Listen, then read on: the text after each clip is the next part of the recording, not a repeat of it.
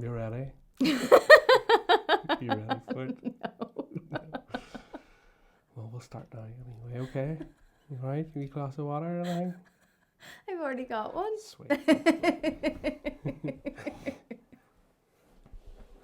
Alright, folks. Welcome to the String Ninjas podcast, number whatever. I can't remember. It's been that long. So we're mixing things up a wee bit today. Mick is not here. And if he is here, he's gotten smaller, blonder, and cuter.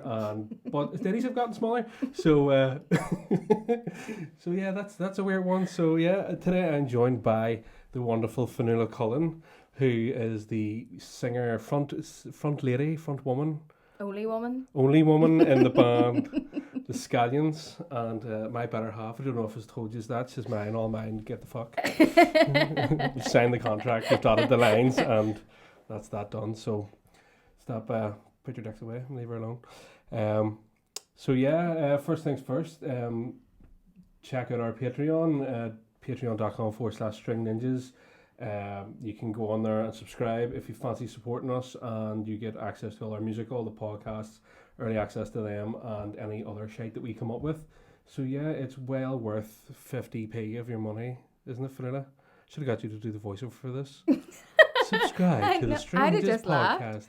I'd have just laughed. Although after that tiramisu video, doing the voiceover for it, I think I can do a voiceover for anything. So yeah, I got Fionnuala's expertise on that one, so it called her into the studio, which just happened to be our bedroom up the stairs. Fucking load of bollocks, like. It was funny what we do in our spare time. Although it gives you a knife for the Xbox if I go upstairs and dick about in the laptop. Ironically, I'm not dicking about on the laptop like I normally would. I'm actually doing stuff, but I'm still dicking about. You know, if I can fit one in, I will. You know, it's hard. A wee posh one. A wee posh one. Mm-hmm. Not even spin on it. Oh my god. So I have to put up with. That is indeed. So we have to think about things to talk about because we have to pretend that we Haven't been in lockdown together for a year. yeah, and haven't been going out for 9 years. So Oh god. we have to pretend that you haven't been sitting here all day going, what are we supposed to talk about?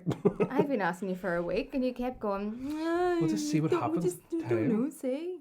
See, we recorded this at the wrong time because if we had done it at 1:30 in the morning when we're supposed to go Oh to my bed, god. all the all I do is laugh. all the philosophical fucking amazingness would come out of us. No. Whereas, you know, at 10 o'clock at night, we're sort of looking at each other going, well, I'm supposed to be watching something on Netflix and you're supposed to be playing Xbox and we're not supposed to be even in the same room. So this whole thing is fucking alien to both of us. Like. No, but if we had done it at 1 o'clock in the morning, I'd have gotten the sleepy giggles and you'd have not gotten nothing out of me but laughter. Sleepy giggles. The That could have sleepy been. giggles. I must like sneak in the recorder one day when Oh my you're in God. that mood and get a wee recorder of you just laughing. I'm sure I could use it for something. I'll just not do anything now and record this. I know, the And just- sleepy giggles are the best, but Well, though, yeah, they are well, that's one of those ones like you could be giggling like manically because you're going slightly insane yeah. because you need sleep, but you know the crack's 90. Especially with me lying in bed next to you talking shit at you. Because it's so weird. Because no matter how long I fucking like how little sleep I get that night, like I'll be tired the whole day, and then when it's time for bed, it's like no, it's Gavin time. I need to stay up till 4 in the morning doing something and I'm wide awake. Because like you go to sleep and I'm fucking still awake watching Lord of the Rings, not even Lord of the Rings, the fucking Hobbit, the Desolation of Smaug, just to see how far I can get into it before That's I your fucking lullaby, but it is. That's how long it takes me to get to sleep. I need a 3.5 hour long Peter Jackson directed fucking lullaby to get to sleep. Whereas you're I don't even get, like, the fucking starting sequence doesn't even go on and I'm gone. it's So either that or Red Dwarf. Fucking hate Red Dwarf. wrong podcast. Get the fuck out. Really hates it. But it was the way you go to be, but you say to me like, right, put something on that I don't want to watch, and then I put something on that I want to watch that you don't like, and you're like, Not Red. No, it's why'd you put that it's on? only Red Dwarf. Because it's Red meant- Dwarf's the only one that I go. What are you meant to doing? fucking put you to sleep. You're meant to go to sleep, and I meant to Shite. watch it. It did not age well. Listen, just because it has no fucking vampires being pedos in it doesn't mean it's not fucking good, okay? Fionnuala's been reading the same book written by different authors for a decade now, haven't you? It all started with Anne Rice, in fairness, like. It's just vampires Yeah. dating underage girls. To be fair, whenever you're a 200-year-old vampire, a fucking Everybody- 7-year-old is underage. A 70-year-old or a 7-year-old? Well, either Or or. both, but you know, it's one of those like what different degrees of wrong. Yeah. Just because you're a vampire doesn't mean you get to be a pedo, even though technically everyone's pedo Exactly. Do you know material what I for you. mean? Like, if you're still 130 years older than somebody, you're still a fucking pedo. So, I mean, like, you're fucking losing no matter Like what happens. on a Zimmer frame. I'm not Zimmer helping frame myself fucking- here. No, Like. you're not. So this is what Fenella reads before she goes to bed. And then she wonders why she screams in her sleep. It's because you're fucking beside me with your snoring and your beard. I thought you were going to say the smell. Well, there's that as well. I've been working on a nuclear Dutch oven for the last while. The one thing you successfully passed along to both of our children. Mm-hmm. That's it. You passed on your wonderful arch, and I passed on the wonderful gas that comes out of their arch. So it's like it's a perfect toxic blend of the two of us. Oh, God, yeah. And yeah, I suppose we talk about something serious here. Why? Because it's like Mick's not here and I have to do all this properly and be all like, hey, Mick, this is how it's done. This is how it's fucking done, mate. This is an interviewing technique. I'm Dennis Pennis. And no, he was shite at interviewing, wasn't he? yeah. No, well, he was good, but he was shite because that's the whole point. So yeah. You could be the OG Jon Snow with his socks and his ties. Oh, the tie? Yeah. No, I haven't got the grey hair. You haven't got the hair for stuff. Or I haven't got the Channel 4. Listen, if I worked for Channel 4, they could superimpose some fucking hair on me. Their fucking special effects guys are next to none. They'd never spend the money on you, no harm. No, You're they like... need to bring out like a new graphics package. So. Jesus. But yeah, so just a forewarning, if you're watching this and you just see us like fucking meerkats, it's because we thought we've heard the kids. So normally when we do this, when Mick's here and we're doing it, Fiona is upstairs fucking with a shotgun, standing outside the kids' doors, telling them to shut up. So we can't pick them up the microphone. But since you're down here and we're having the crack, they're bound to sense it. No, they always sense the crack. It's like a Anytime fucking we dare have the crack, The that's disturbance it. in the Like, force. yeah. They're like fucking like anti-crack Jedis. I can just imagine. I can hear in my mind's eye the fucking pitter patter of the wee feet, and I can just hear the the door opening, and going, "Who's there? Yeah, what's doing here? I have a question, but I don't know what the question is. So let me stand here for a wee minute till I decide what the question's going to And then you be. look at your phone and he's been asking Google up the stairs all sorts of mad shit. What age is the universe? What is a hunger strike? Play Bjork. Play Bjork. I know it's the weirdest. It's one of the weirdest. It's definitely like up there with the weirdest ones. Like Yeah, play Bjork. I know the thing is, he it's like could. Death Star or something. The song's called. Yeah, but then he was like, I don't remember listening to this, and I was like, yeah, and most people don't. It's fucking. I don't get Bjork at all. What? No. I think the best one that I've ever had is, "Hey Google, what is that song? Do do dee da da da da da da." And the response was, "The Police." The police. They're gibberish classic. Do do do da da da. They're gibberish classic. Sting's best lyrical works. Or as they're now known, Sting. So yeah. So it's a very special podcast as well because it's my birthday today. That's right, it is. Fenella cooked dinner for the first time in 6 months. And I nearly killed you. I've been to the bog twice and like, literally, it's like that scene in South Park, piss out my ass. It's been literally that. But you ate 4 eggs and 6 pieces of bacon. Is that what was in that? I thought it was just like a toasty. I knew it was an egg and bacon toasty, but I didn't know that was the ratio. Fuck me, no wonder I was up there. Oh my god, I'm just going to spend this whole time laughing. Yeah, This is terrible. At my arse. You're not coming to bed. No, you're staying down I here. really don't think This is you've why anything- we've got this recliner. No, I really don't This- think you've anything to worry about because I emptied. Like 4 times. It's called a good tip out. You know what I mean? Like a skip at the dump. It's just all out. There's nothing. It's hollow inside now. Oh god, no, Gavin. That's So, not. yeah. That's So that no. was my fucking birthday present. Not the shits, obviously, but I was like sitting the other day. I was like, fuck, I haven't had bacon and eggs in months. Literally months. Like I used to go and get. I remember when Finn was settling into his other school, and it was like a 4-week period where he was literally only in for like an hour and a half. So it was like, there's no point in me going home to come back, and I would get a fry pretty much every day because I was walking to the school and walking back in this, that, and the other, and then all of a sudden I haven't had a fry or fucking bacon or eggs. And ironically, you were healthier then than you are now. I know, it's fuck me, it's horrendous. It's like I was thinking about that today. Do you know what's weird? I was more healthy when I smoked than when I didn't smoke. Do you know what I mean? Like there was that like it's like when I quit smoking, I took all the tar and the nicotine out of my system, but I replaced it with fat and sugar. No, you just replaced it with Galaxy. Galaxy, aye. So to this yeah. world. So Galaxy. Here's one for you, right? What? I was thinking about this the other day. So I think Galaxy chocolate on its own is way better than Dairy Milk Cadbury's chocolate. Would you agree? Yes. But Dairy Milk Caramel Absolutely. is better than Fucking Galaxy hands Caramel. down. Hands down. See, I was thinking about this because I'm a fat bastard, but I was thinking about this and I was like, if you get a Dairy Milk and the caramel, the chocolate in a Dairy Milk's much thicker when the caramel in it, whereas when you get a fucking what do you call it? A Galaxy Caramel, it's like tinfoil, like it's not even just that. Chocolate. It's bitter. Like the caramel in a Galaxy Caramel is bitter. You take it out of the packet and it's like my husband left me for somebody that was younger than me. And nobody gives a fuck, just be chocolate, know what I mean? Just be chocolate. Just do what you're supposed to do. Doesn't need to go any further than Nobody this. needs to fucking know this shit. Just fucking be with a cup of tea and shut up. No, but you can't put a Galaxy Caramel in a cup of tea because it just disintegrates. It does, but whereas the Dairy Milk Caramel does not, it holds up against the tea. Then you get to shock all the chocolate. But then it'll be stuck on your fingers now. But then that's why I have you around. You just sit around, I just reach over and just here, clean that finger. You're like, that is the sound. That's exactly what I would do, yeah. It's funny, just before we sat down, Finner was like, what's that on your t-shirt and jeans? I was like, it's fucking egg. No wonder it's egg. There's 4 of them fucking in it. 4 of them. 4 of them and 6 bits of bacon. It's your birthday. If you can't fucking die of a heart attack on your birthday, when can you? Well, here, the thing is, it'd be like, you'd be able to remember my death anniversary anyway. Probably not. No, me. No, me, no. I mean, you've had to tell me for 9 years straight what day our anniversary is, and it's never changed. And it's 3 days after our child's birthday. Which so, is like, really telling about who we are.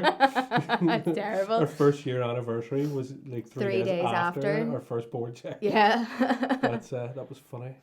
Our success story, full of trials and tribulations. We should like do a book together. Only I write your bit and you write my bit. My bit is, he's lucky I fucking stuck around. Your bit is, she's fucking lucky I let her. There we go. All done. Do you know what I mean? Although I do see it as like an arranged marriage that worked out. Do you know what I mean? It was like arranged by circumstance. That's what I mean. But it worked out because we ended up then being friends more like before anything else, which I think totally worked. We haven't had a proper fight and I don't know how long. Don't fucking scut us. Well, before we sat down here, you did the whole, I asked you a question, you went, And I went, what does that mean? You're like, it means yes. I was like, doing something. No, I was doing something. I don't even remember what the question was anymore. That's how much I cared. Sorry, love. Yeah. So what do you reckon the future of the Scallions are at this stage? Well, considering we got the guide tracks for 6 songs yesterday, I would say more recording studio time. But it's like potentially, hopefully, if the Sunflower Festival goes ahead, we'll actually get to do a gig, but probably to no people, because nobody's gonna be allowed to be there. No. But we might be there, so that would be fun. Dancing about, fucking thing. It's fucking weird. It's so strange that like putting all this effort in quite literally for nothing these days. Because music's worth nothing anymore. Like the amount of money like you and I both have spent in the past, like you as the band, and obviously because it was my line of work, like I had to spend regular money all the fucking time, and it's literally for nothing. Like because people just fucking Spotify, fucking cons. No, do you know what annoys me? People are so like entitled that they truly believe that they should be allowed all of that work that you've put in and put thousands of pounds and thousands of hours into for free because they class this as some kind of commodity that has no value, but yet they all consume it like vultures and they can't live without it. And we are literally the soundtrack of their lives. We are what they remember. But it's not like a supply and demand thing, because, and this is what I've always found the problem with like Ireland in particular, because we're a nation of like the amount of stuff that's went on here, but the amount of like cultural heritage there is throughout, no matter what side you're from, like there's so much of it. There's poets, there's dancing, there's music, there's original music, there's fucking all, so like some of the big, like U2 came from here. I don't really hold them up as the benchmark, but absolutely fucking not. But they're one of the biggest bands in the world that's ever been. Do you know what I mean? So there's no denying that. But because there's so much of it here, it's like worthless.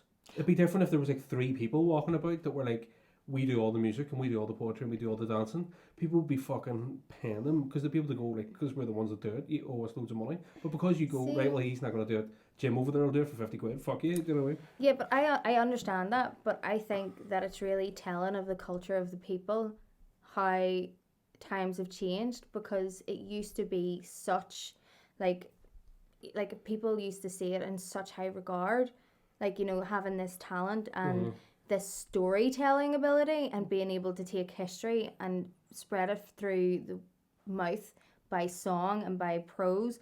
And it used to have this really, really high value. Even if you couldn't give money, like, you respected it. You respected the person who gave you whatever it was. But now it's just like, it is so telling of this generation where they're just like, I don't give a fuck. I have no want for delayed gratification whatsoever. If you're not going to give me what I want for free right now, I will fuck off and get it from somewhere else. And they're all wankers for it. But they are actually all paying for it. Like, the Spotify costs money to buy. Yeah, but they're paying Spotify, not us, and they don't care. But they are paying. But it's like they're paying. Like, it wouldn't be that. I don't think it'd be that like, in terms of, because it's computer. Obviously, if you have the code, like, if we were to get like a couple of computer people together, right, here's the crack.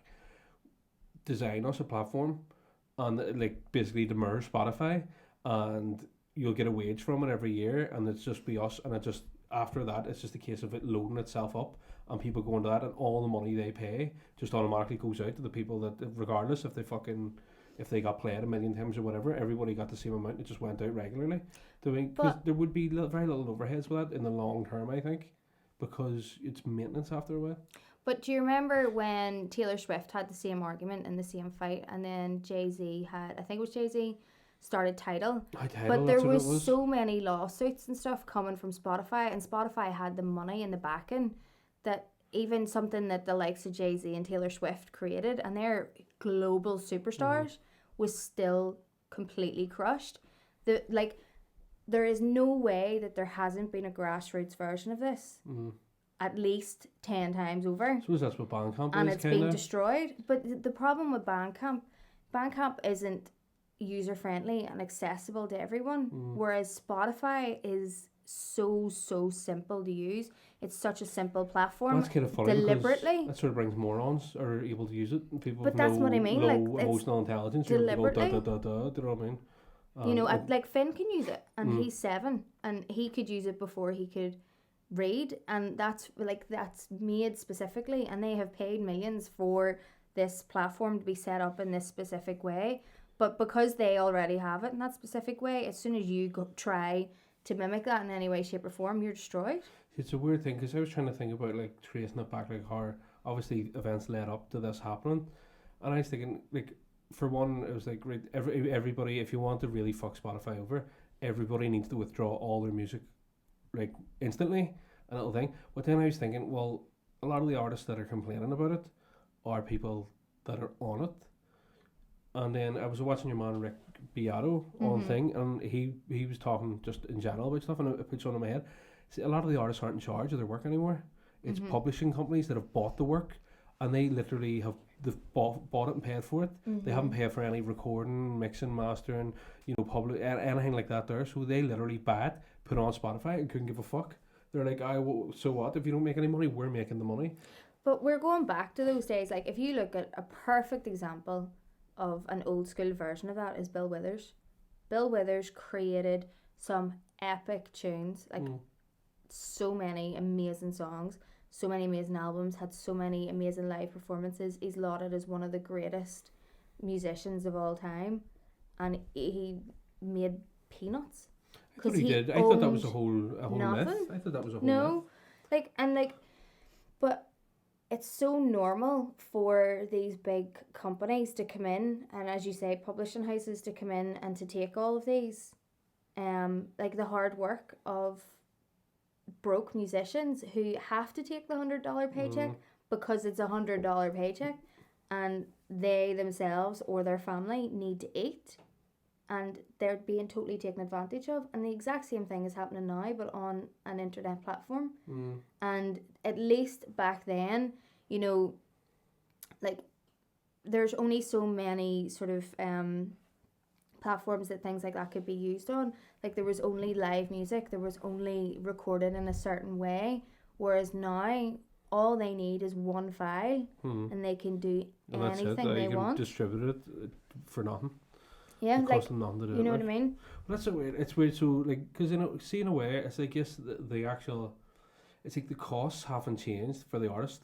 The artist, it used to be, as far as I'm aware, that the fucking recording company would be like, or the whatever it is, not like MGM or fucking Sony, Yeah. would be like, right, we want you on our books. Yeah. We'll pay for all the recording, and you pay us But it's back a for loan. that. Yeah. it's you pay us back for that, and but you still made a sizable amount of money, like regardless. You know what I mean? Like they were saying, we'll pay you, but out of the sales, then you pay us back what you owe for the recording. Whereas now, all the cost is on the artist, and then they give it to somebody who then takes it and distributes it for nothing. And they Like, it make costs- you sign a contract to costs say you nothing. can't work for 5 years afterwards. It's fucking. You know what I mean? Like it's the concept of getting signed and having a recording like record nowadays is worthless. It's cost you more money. And a perfect example of how to not go about that is Wolfpack. Aye. Look what they did. They sold They out s- Madison Square They Gardens. set up their own stuff. You so know what they I mean? did, But and- this is what I mean. If they went true grassroots, look what they did with the Silent album But I on think- Spotify. I think it was a funny thing. So anybody who's not aware of that, just so the band Wolfpack, they were trying to fund a tour, and they so basically they put out, and funny, I remember listening to it at the time, going, something's wrong here, and I thought nothing of it, and then I seen it. So basically, what happened was they basically put out a track of they put out an album of tracks that registered with with Spotify. So they saw files coming in, they saw waveforms, but it was silent. It was completely silent, and they asked all their fans to put it on repeat constantly at night time, and they racked up like 20 grand's worth of royalties from it, Yeah. and basically paid for a tour, which Yeah. I thought was brilliant. So yeah, but see, the thing is, your man Jack Stratton, his whole business model is good, and plus the music they're playing, it's hard. Like it's not like I've never heard anybody go Wolfpack, you know, now they're shite, or it's, I've heard loads of people say but they're it- shite, but they have no taste. but it's like it's really easy, happy going, funky Amazing, music. yeah. You know what I mean? You can't feel with it. You cannot feel. If It's- Anton Stanley's voice does not resonate with your soul, you don't have one. You're an arse soul. Do you know what I mean? Like, if Corey Wong's wee face doesn't make you go, oh my god, wonder I how want to be many- your mummy, I wonder how many then there's flies something wrong he with you. swallowed over the years. I don't know, but Like you could, I'd see next time we're at a gig, because you always maybe go to the fucking front row, and I'm like, I want to stand at the back and just run out as soon as the gig's finished. But we should bring like a load of fucking Tic Tacs, and as he's doing his wee fucking, because his mouth hangs open when he things, like just see if we can throw a couple into his gob, to see he might be hungry on stage. You know? I still think one of the greatest memories of a gig that I have is me and Squeak at Corey Wong's gig, standing right in front of him screaming Corey Wong, fucking Corey Wong. And Corey Wong genuinely looked absolutely delighted. He was like, this is fucking brilliant. He's doing all sorts of stuff with himself now. He's like. working on a bit of ska. He's doing loads of stuff, but no, his brand, you could see where it's Yeah. sprung out from the Wolfpack brand. Corey and the Wong Notes. Yeah, but it's like he's obviously, so maybe for all we know, that wonderful little interaction you had with him, spurred him on to go, I can do this. Here, he gave me such a hug after that. So he did. Corey Wong, you're dead. No, here, nah. Corey Wong. He because that was funny, because I bought us those tickets for our anniversary That would have been this time 5 years ago. 5 years ago. Fuck no, it wouldn't have been, because No, the whole 'cause point was Darcy was only born. no, but me and Mick have been working together for 5 years. I don't think you two were together for We- the first one. No, the one that Squeak and you went to. Oh, that one. Was because yeah, I yeah. couldn't go because Oh, I was working, yeah. so that was the whole thing. I bought you the tickets as a surprise, and then as soon as I was like, I remember reading the email when they came through. I was like, oh, I work in a wedding in fucking Dublin. You know what I mean? Yeah. And it was like one of those ones that the concert started in Dublin as I finished the fucking. Actually, it was Newcastle, not I was Dublin. going to say that, yeah. So the concert started in Dublin as I finished. So by the time I would have got down, the only thing is, if Mick had a fucking high-reeled it down there, it probably could have made this like second half type of thing. But you would have been standing there by yourself. I would have been happy. Not Nice. going to lie. Although Squeak is one of the Squeak's been his best. friend, by the way, in case anybody's Yes. going, are you walking around with the fucking mouse in your pocket? No, he's been my gig buddy for such a long time. But he's exactly like me. He is like, fucking get up to the front. And like, he is the biggest yo in the world. Like, there's a couple of recordings of our gigs.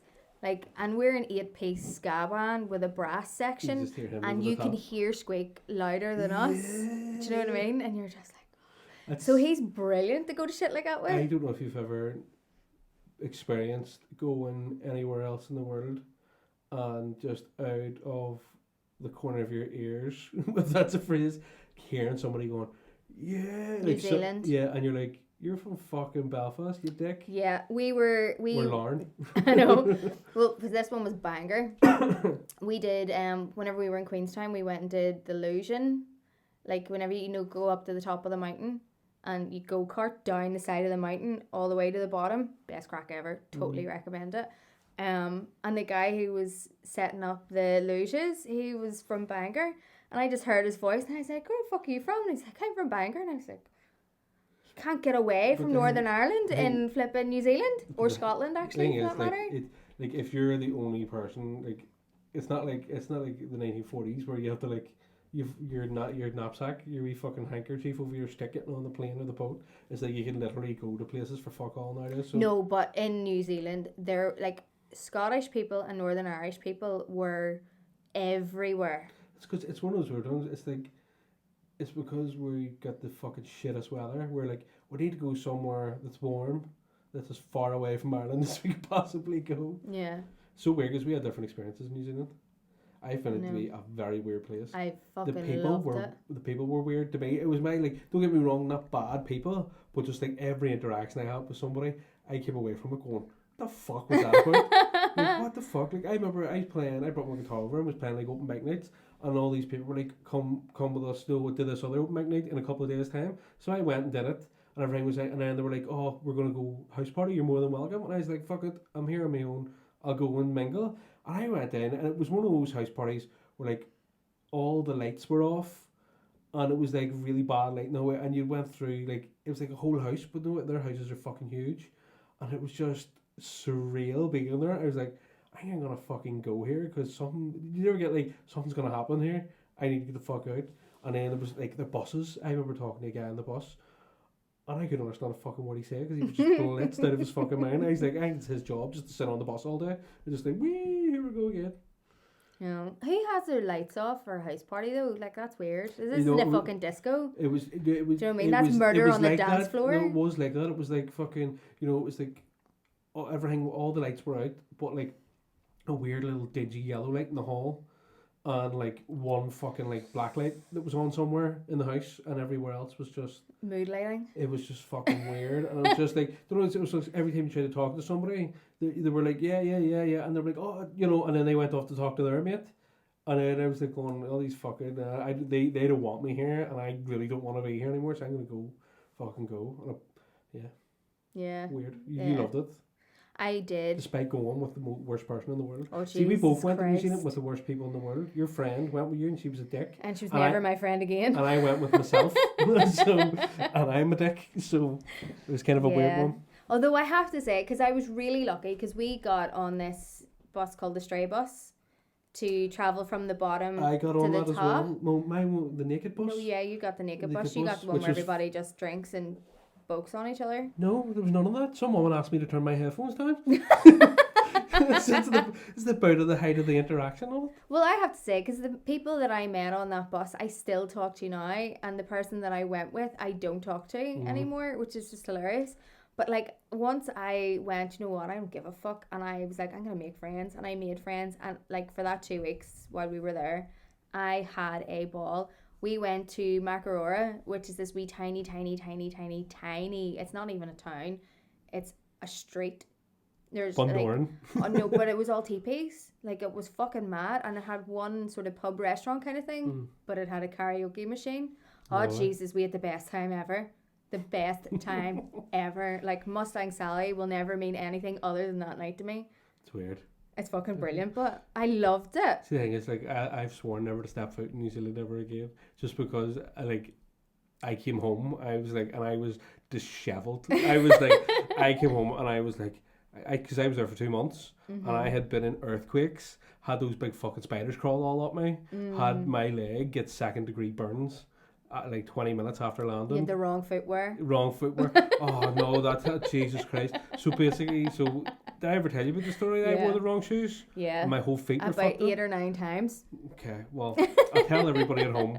So basically, when I arrived there, the girl I was staying with was a friend of mine. She was my manager when I worked in the Parlour Bar, and she had went over there, and because I had a bit of money at the time when I split up with my last fucking craziness, we went. She's actually lovely. I went. How dare you say that? Wasn't I said all your accents were lovely? Aye, but that would be lies. Okay. So so I had a bit of money sitting there, and then I was like, right, I'm going to go travelling. So I went all around Europe and all, had a fucking crack. I should have stayed in Europe. I should have just stayed there. Fucking, it was my type of people. And then I was like, fuck, I'll go out. Brexit must have been really, really rough for you. You know, it's fucking, yeah. That's those eggs are from Northern Ireland. That's what did that to me. Those fucking Northern Irish eggs. If you had got me Spanish ones or French ones, the Irish would have stayed where it was. But yeah, so went over and it's like, fuck, I'll not get this chance to go somewhere like this again. So went there, and I was in 2 choices: either go and visit my family in the North Island and then go about doing business, or go visit my friends and then go and see. So I went to see my friends and spent all my money and had to go to my family before I went home because I had nowhere else to stay and had no money to fucking pay for it anyway. So yeah, I remember. So she was like, right, I'll show you how to get the bus to like certain locations. So when you're here by yourself, you can go places. I was like, sweet. Got me a bus and all this here. So I sit and went about and all. And about 3 or 4 days in, maybe a wee bit longer than that, I thought I have a bit of a hang on this here. I know what the fuck I'm doing. So the thing about Christchurch, which is where we're staying, it's all straight lines. It's like a grid. Yeah. So, but that means one street is like 8 miles long. Yeah, a bit like New York. Yeah, it's just fucking like it goes on forever and ever. And everything's huge. It was and very warm as well. So yeah, fucking went and had a few pints at the bar that she worked in, and was like, right, shall I see you back at the house? And jumped on the bus, and it went entirely the right way. And then just at this point, just went like fucking, and I was like, right. I was planning it in my head. I was like, right, maybe it goes to the end of here and takes this turn, and then I'll get off there, and that'll be. And it went on and on and on to this bus depot I'd never been to before. So I was like, oh, for fuck's sake! So I got out, and I had been wearing shoes with no socks in blistering heat, and I was walking, and the back of my heels were getting sore. That's what you get for being a tramp. And being a twat as well. Yeah. You know, because she was like, are you sure you don't? But do you know why I didn't put them on? Because I had my thongs on, and it was hurting in between my big toe. Oh, Jesus, Gavin. Instead of getting a plaster or something and just doing that there, no, I fucking decided to. But I don't know, it's just something about getting drunk wearing flip-flops that I just can't agree. I just can't have it. But yeah, that was funny. And then I was like, right, get me the fuck out. I was in the earthquakes and all over there. Fucking scared the bollocks clean out of me. Because like you didn't sleep for like a week after it. And then took a load of MDMA, went swimming in the sea on Christmas Day. That was the last time I ever did anything like that there. Looking back at the pictures, Jesus Christ. The sunlight went through me. Like, it was fucking, there was no shadow. But you were a tin ribs. If you fucking went sideways, the sunlight would go through you. You fucking disappeared into the wind. I'm landing on the beach and some cunt comes up and does their makeup on me. You're just a fucking flag in the wind. But yeah, so. I know. Fucking, so here, what was your favourite gig? My favourite gig ever, or like last year? The one that you played in? What favourite? What? King Kong Company. King Kong Company, you've been talking about them for Oh years. my goodness. Like, going to see King Kong Company is like going, like, you're transported into a different world. You really are. The show is just something fucking else. I mean, they have a phone that's a microphone. Do you know what I mean? And it's just. So does it give that microphone sound? Yeah. Do you know like the phone sound? I was yeah. There's loads of people do it. But it's like their stage show. Like, even whenever we played with them, it's, what do you call that place that used to be Stiff Kitten? What's it called now? It's got a fancy name now. Aye. The place of the dead cat. Marcus Ward. Fucking That's something stupid like that, Marcus yeah. Ward. So we played with them in there, and they had so much shit on the stage, like fucking palm trees and mad lighting and all sorts of fucking class stuff. Yeah. Stiff Kitten's round beside thing. The Yeah. cinema. Yeah. Oh, is that what you're talking about? Yeah. I just like fuck. I don't remember it being that big or small. But yeah, so like George had to set up his drum kit on the dance floor. So we were up, like the 7 of the rest of us were up on the stage giving it rice. It was actually really refreshing not having the drums batter you in the head. Like the sound comes, like it's so hard to explain unless you've done it. Having the sound of a drum kit, especially when you have a drummer like George, who's really punk, really heavy type Aggressive. of, yeah, like type of playing, and you could hear everything around you. And it all, I was like, oh my god, this whole thing kind of makes sense a little bit here, because we were for the first time since the Sunflower Fest, maybe, no, because I don't know, I think Cathedral Quarter Arts Festival was maybe after that. But for the first time in ages, we'd been on a stage where we weren't like fucking on top of each other. And then, so that gig was amazing for us to play. And then we were watching King Kong Company. Now, we've all seen King Kong Company millions of times before. We've known them for years, like gig-wise and stuff. Darzo is obviously friends with them himself. But like, the atmosphere is just electric. Everybody in their monkey masks, the show, the sound, Sweaty the as fuck in music, there, like it was pure perfection the whole way through from start to finish. Even the things that you could tell that happened that maybe shouldn't have happened, like they're so professional and so amazing at what they do that like it just became part of it, and it's just like a oneness, the whole crowd and the band together, and the time goes in the blink of an eye, because you are genuinely transported into another world, and it is just fucking unbelievable. It's weird because you and I are totally different when it comes to music. Like, and not even, like, as in, you would happily go to gigs, whereas I genuinely hate people. Adore Crowds going of to people. gigs. Last gig I went to was with you. Went to the Foo Fighters. It wasn't even that good. It was 3 hours. It was like an hour and a half, too fucking long. Do you know, I kind of am over the outdoor gig thing. I've gotten to that stage where bad sound really fucking annoys me. No, that was it was pretty. Do you know what I mean? Like, I just feel like I'm standing there going, I spent £70 on a ticket to stand here and not hear anything, but that dickhead behind me who's never heard a song broke into his shoes. And it's like, what is life? Why? Like, Red Hot Chili Peppers were another one. They were fucking terrible. They didn't speak to the crowd ever. Like, they played their songs. Their sound was shit. They sounded old and haggard.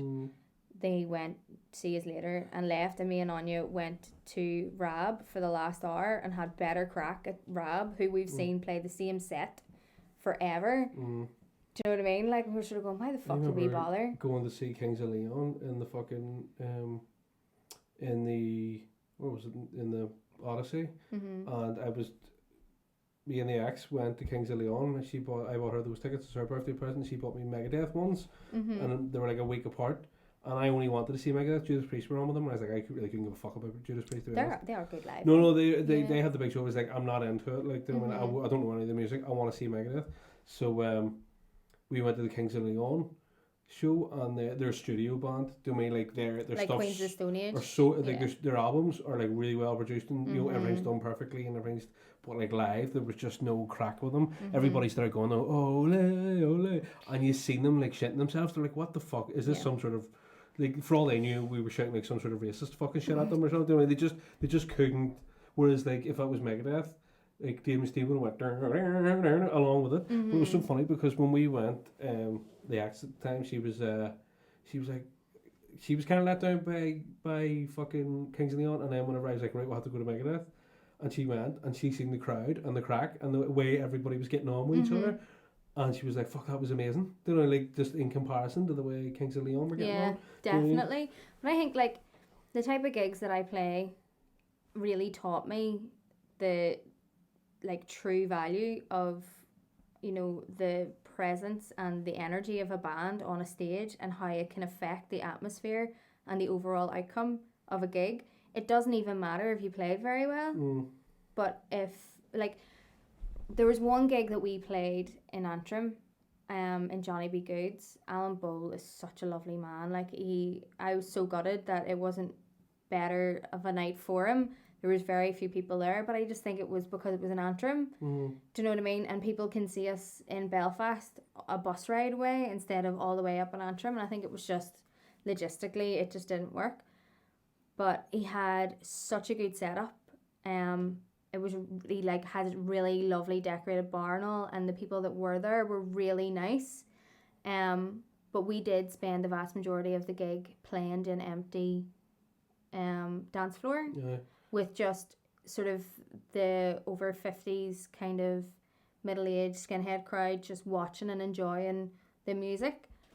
But we didn't give that any less than what we have given crowds that we've played that have had 600-700 people. There's a lot of bands I tend to think that are like, they're like there is an aspect of this for all musicians, like, because like you wouldn't do it if you didn't enjoy it, but they're there to play to prove that they're good, and like, and for their own validation and enjoyment, rather than going, you could play half-assed and be amazing to a room full of 10,000 people, or you could be fucking class but be a prick and be no crack at the same group, and they'll be like, you're shite. Do you know what I mean? There's no when there's no atmosphere, because the band commands the atmosphere. Exactly. Do you know what I mean? Like, well, to be honest, if the room is completely empty, there's nothing you can fuck do about that. Like, but we just decided, like, fuck it, let's have the crack.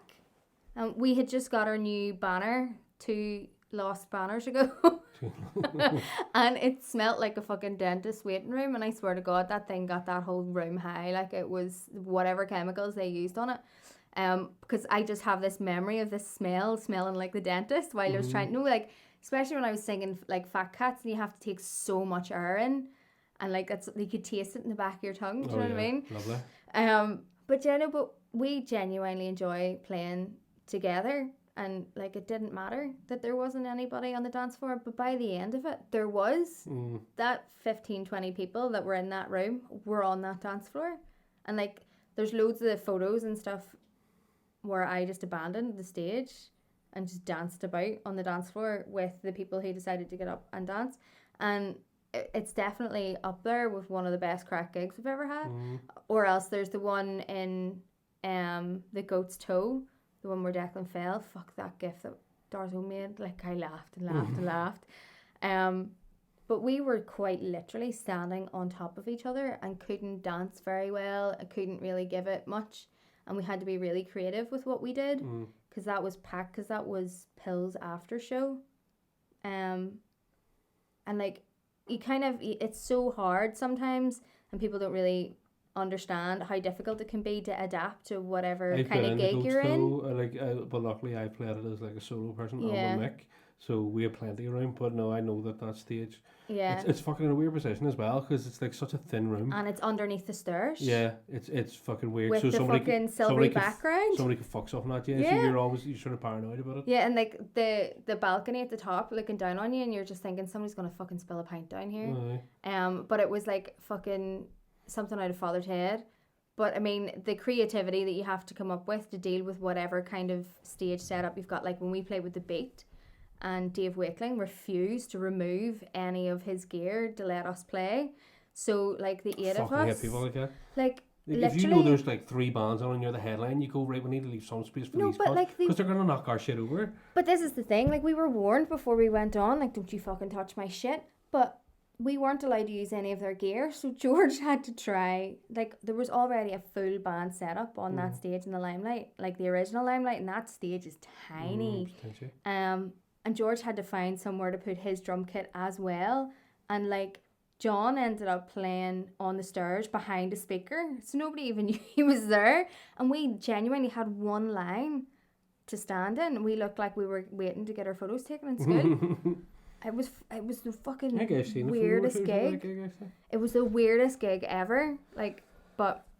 Well, here, I hate to interrupt, but we've been off of this for 43 minutes, so I want to finish on something that you pointed out that I have to address for Mick. Mick's interested in this. We were talking about, remember, so the whole thing is the Ross and Rachel thing. Anybody who listens to us know that this has been mentioned lots of times, and that's a point of contention. Would you pull the good point out the other week? Remember the episode was on and we were just sitting there watching, and you pulled a very good point out, which was the fact that up until Rachel said it was your fault, he was saying this is all my fault. Yep. So he was running around trying to get people, and he was devastated not to tell people, and he realised how much of a cunt he was, and how much of a dick he was, and how much he was going to fuck everything up, and totally took blame. But the minute she said, yeah, you're right, it was fucking you, he was like, nah, it wasn't, we were on a break, it was all your fault. And then he ruined any relationship he could potentially have with her for like 6 years after that, until he accidentally got her up the duff and then ruined her life and destroyed her chance to go to Paris with this massive, amazing, opportunity that he had, when realistically he could have went to fucking Paris. He got a dinosaur job there. Do you know what I mean? But what's funny- He had fucking tenure. He could have gone anywhere. But you know what the funny thing is? Do you know what I was just thinking? Like, Ross is a ball bag. remember when he was reading the letter in the summer house, and he finally reads it, and it's like, you take full responsibility for all the things, and he's like, no, I don't. But it's like, mate, that's your get out of jail free card. She's willing to forgive you if you just say yeah. Why can't you just fucking lie about it, even if you didn't believe it? But it was like everything, because it was Mark. Remember, he was all about Mark, and you're this, and he was a dickhead to him all the time. He was an absolute dickhead to him. I remember he was like, and then he meets him again, and he's like, do I know that guy? He seems nice. And she's like, no, you've met him before. It's Mark. She said, Mark? She goes, I hate him. So it just shows you once he didn't actually think about it, or he didn't even remember what the guy looked like, but yet he hated him. But I thought that was a very funny point. I was like, I never thought about that. He was 100%. Because you're a man. Don't. No, Don't. but it's true though. This- No, but it's true though. It is true though, because you're not looking at it from the right perspective. I looked at it from her perspective, Well, that's true. and I listened to what he said from her perspective, and I went, he's a fucking absolute arsehole. But it's because I recognise so many people in him being an arsehole in that particular It way. was too real. It really was, and I was just like, why is this not a But then thing? that shows you that he wasn't covering up his tracks for her. He was covering Yeah. up his tracks for him. Yeah. You know what I mean? But it just also goes to show you that he's thick as shit, that Joey was able to go the trail. Yeah. You know what I mean? Like, I'm the one who could pick this up, but you're supposed to be Mr. Dinosaur expert. But Ross is a I wanker. despise his character, but it just goes to show, it's testament to How how good he was. well he did that. But so- Because I genuinely have hatred in my heart for a fictional character that doesn't exist in real life. The thing is, you don't even hate what's his face, fucking Harry Potter, your man, Which one? Malfoy, the wee. No, don't I even just think hate that him. he was a poor abused wee boy who was a victim of his circumstances and did turn himself at the end. He did turn out to be a turncoat to Voldemort. Do you know what I mean? He did save Harry whenever Harry came in with his singing Well, he jinx, was a and ball he bag was the whole like, way through Harry's going you to know, school. I know that, but at the same time, that's what I mean. No, look at how he was raised. Look at who raised him. Look at the way, like, if you look, say for example, the fourth one, right? And if you look, whenever they meet him at the Quidditch Cup, and he's all, you know, yeah, look at me, I'm going up to the minister's box, and his dad wallops him and goes, don't fucking get on like that. These people aren't worth it. They're so below us that there's no point in even gloating. And it's like, if that's the way he gets on for something as minute as that, realistically, if you're looking at a character arc, like, what would growing up with that actually be like? And so toxic and so abusive, to not turn out like Malfoy, who has been proven on many occasions, like the time Hermione went to whack him, that he's actually just a scared wee wanker. Do you know what I mean? He is a wee boy. Wee He's just a root. scared wee boy. Wee Do you know what I root. mean? And all he knows is to exude power and to show power and to lord yourself over people, is to be a bully, because bullies raised him. There you go. Do you know what I mean? So don't give Draco Malfoy so much fucking Give your hate. shit to Ross. Give your shit to Ross and Lucius. But his Lucius, man, who were turned fucking, out to be a fucking shitey wee cunt in the end his anyway. man are fucking, but his man were dicks. No, his ma, right? This is No, from a no, ma's not- point of view. No, Ross's man. Oh, why? They're dicks. Yeah, they are dicks. But if you look at Narcissa Malfoy, right, she went behind Voldemort's back. Voldemort, the scariest motherfucker in the whole of the Harry Potter verse. She went behind his back to who she believed to be his right-hand man and was like, this is my fucking child. This ain't fucking happening. You'd make the unbreakable vow with me right now. Oh, the Snape. Because, like, you're going to look after him because I can't be there to do so. And I don't give a fuck what Voldemort says. You fucking do it now. And I'm just like, fucking go on, you girly. And then the whole way through You it, say that like so, whenever- like I know you are, but like a West Belfast man. If No, West Belfast but man were she would be a West Belfast man, because the whole way through, when Lucius and you see him become dishevelled and bedraggled and his hair's falling out and he's fucking got these big black rings under his eyes, and she's still standing there poised and ready, and she's silent but she fucking knows what's going on, and she's wheedling her way in the background. She ends up taking Malfoy in the end and basically takes Lucius by the tail and goes, let's get the fuck out of here. And she's the one that got them out safe, not Lucius. Mr. Man of the House, who turned out to be a fucking wiggly wee cunt the whole time. So we'll leave it there, folks. Yeah. Yeah. We've awoken something. Yeah. So yeah, This is why Ron Weasley's this my is why I'm favourite. sleeping on the sofa tonight, 'cause I'm not getting into bed with No, you when you're in this mood. no, you're sleeping on the sofa tonight because your arse is The fucking 4 toxic. eggs. Oh, it's a 4-egger. That's what Joey's saying tonight. You'd be in the morning, you'd be like, oh, 6-egger? Oh, Jesus. Gross. Stinking. But yeah, so thank you very much for not going up the stairs and coming down and doing this for me. So You're very welcome. next week will probably be Mick back on the fucking hot seat. It won't be half as funny, sorry lads. Yeah, but again, the baps will be better. So, Why he's getting them brought in from a bakery or something? no, he brings his own baps every week. Big Jiggly one. back. Jiggly baps. Jiggly baps. But the thing is, because I've said to Mick about how, like, he'll actually be able to listen to this as an audience member instead of, because whenever we have to listen back to it for, like, continuity and fucking stupid stuff, you're like, oh, I remember saying that, and I know what way the conversation went after that and all that sort of thing. So he'll actually be able to listen back to this and go, fuck, you know, like, enjoy it. He'll be able to listen to it as if he's never heard it, because he's never heard it. And you he's know? gonna get you to put a counter as to how many times they say the word cunt Cunt? at the bottom. Oh, no, I will have to do that now. It's just 51 minutes long. I'm gonna have to fucking listen to this. I'll get him to listen to it and say, right, fucking, I'll say that to him. I'll be like, right, go you through it. Give me the second yeah, of every time it happens. And then I'll just go to that and put it together. Yeah. And then I'll cut to this bit. And then we'll get a Probably not video gonna- of Mick crying about how this is so much better than any podcast that he's ever done with you. He's going to be over at the house next week. And you have to deal with him, like, so. We're slagging I Mick. did his We love you accounts for him. Love you long time. Love you He long loves time. me. Should go to Bucky and buy you chips, Mick. Don't touch me. Don't touch me. Give us a lick of your vaps. Right. So thank you very much, folks. Hope you enjoyed yourselves. Check out patreon.com/string ninjas. It's pay what you want. So you get access to all our music that we're putting out, the early access to the podcast and other exclusive materials. Another thing is we're putting together a page specifically for the podcast on Facebook, so that'll probably be up and running when I have a fucking minute to do it, because I don't have a minute to do it. I have to upload like 10 fucking videos and they're all like an hour long, and it's just not for happening. Like, Why are you looking at me so intensely when you do that? It's Like as if to 'cause say I'm it's your fucking venting. fault. You need to take a week off work so I get this shit done during the day, so I'm not up Aye, at 4 in the you morning. go and phone Tom, tell him I have to take a week off work. I will. Good night, Mr. Tom. So yeah, thanks very much, and Don't forget to buy the Scallions album. that's right. Check the Scallions out. Nearly forgot about that there. I know, you fucking dick. www.rickandmorty.com/scallions. Rick and Morty, 10 years, Rick and Morty. It's like my dream. 99 years, 99 more episodes, Rick and Morty. Fucking love Rick and Morty. Yeah, so check us out, Scallions, Facebook, YouTube, all that shit. Thank you very much to Fanula, my beautiful partner in crime, and yeah, we'll see you all later. Bye. Can you just sit here for a minute? Because I may or may not use some. What up your baps about? Go on. What do you think this is? It's fucking showtime at the Apollo. Absolutely not. I'm not Demi Moore, fuck's sake. Demi. Aye. Does that mean there's a full mirror somewhere?